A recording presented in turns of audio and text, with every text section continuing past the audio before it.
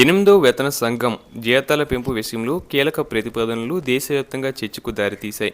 ఎనిమిదో వేతన సంఘంతో సంప్రదింపులలో పాల్గొంటున్న ఒక కీలక ఉద్యోగుల సంఘం Indian railway technical supervisors association ప్రతిపాదించిన కొత్త 5 అంచెల షిప్మెంట్ ఫ్యాక్టర్ ఫార్ములా ఈ చర్చకు కేంద్ర బిందువుగా ఉంది.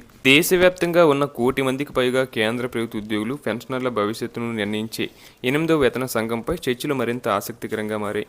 దీంతో పాటు కొంతమంది సీనియర్ ప్రభుత్వ ఉద్యోగులకు 400% పైగా జీతాల పెంపును ప్రతిపాదించడం మరో విషయం.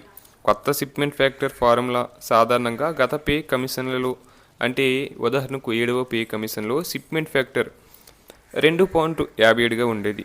అందరూ ఉద్యోగులకు ఒకే ఒక్క షిప్మెంట్ ఫ్యాక్టర్ను వర్తింపచేసేవారు. కానీ ఈసారి ఐఆర్టీసీఏ ఒక వినూత్న ప్రతిపాదన చేసింది. దీని ప్రకారం లెవెల్ 1 నుంచి లెవెల్ 5 వరకు ఉన్నవారికి 2.52 షిప్మెంట్ కారకం లభిస్తుంది. లెవెల్ 6 నుంచి 8 వరకు ఉన్నవారికి 3.50 లభిస్తుంది. లెవెల్ 9 నుంచి 12 వరకు ఉన్నవారికి 3.80 షిప్మెంట్ లభిస్తుంది. లెవెల్ 13 నుంచి 16 వరకు ఉన్నవారికి 4.9 కారకం లభిస్తుంది. లెవెల్ 17 నుంచి 18 వరకు ఉన్నవారికి 4.38 షిప్మెంట్ ఫ్యాక్టర్ లభిస్తుంది. ఈ ప్రతిపాదన ఆమోదం పొందితే జీతాలపై దాని ప్రభావం భారీగా ఉండవచ్చు. ఉదాహరణకు 17-18 లెవెల్స్ పరిధిలో 2,50,000 బేసిక్ పే పొందుతున్న ఒక ఉద్యోగికి ప్రతిపాదన 4.38 కారకం ప్రకారం సవరించిన మూల వేతనం దాదాపు 10,95,000కు పెరిగే అవకాశం ఉంది. అలాగే మధ్యస్థాయి ఉద్యోగులు, అంటే లెవెల్ 6 నుంచి 8 వరకు ప్రస్తుతం 45,000 బేసిక్ పే ఉన్న ఉద్యోగి జీతం ప్రతిపాదిత 3.50 షిప్మెంట్ ఫ్యాక్టర్ ప్రకారం 1,57,000 రూపాయలకు పెరుగుతుంది. ఎనిమిదో వేతన సంఘం సిఫార్సులు కేంద్ర ప్రభుత్వ ఉద్యోగులు, పెన్షనర్లు, వారి కుటుంబాలతో సహా 1,10,00,000కు పైగా లబ్ధిదారులను ప్రభావితం చేస్తాయని అంచనా. అయితే ప్రస్తుత ఆర్థిక పరిస్థితి, ద్రవ్యోల్బణంపై ఆందోళనలు మధ్య ఈ ప్రతిపాదనలు ఒకవైపు ఉద్యోగుల్లో ఆశలు రేకెత్తిస్తుండగా, మరోవైపు ప్రభుత్వ ఖజానాపై పడే భారం వల్ల దేశవ్యాప్తంగా పెద్ద చర్చకు దారితీసింది.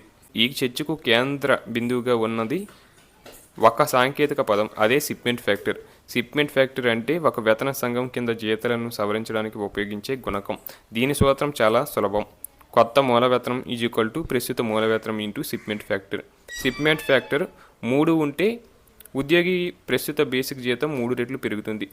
అయితే 7వ వేతన సంఘం కింద షిప్మెంట్ ఫ్యాక్టర్ను 2.57గా నిర్ణయించారు. ఇప్పుడు వివిధ రంగాలలోని ఉద్యోగ సంఘాలు అంతకంటే చాలా ఎక్కువ సంఖ్యలను డిమాండ్ చేస్తున్నాయి. కొన్ని సంస్థలు 3.83 షిప్మెంట్ ఫ్యాక్టర్ను కోరాయి. మరికొన్ని అంతకు మించి కూడా వీళ్ళాయి.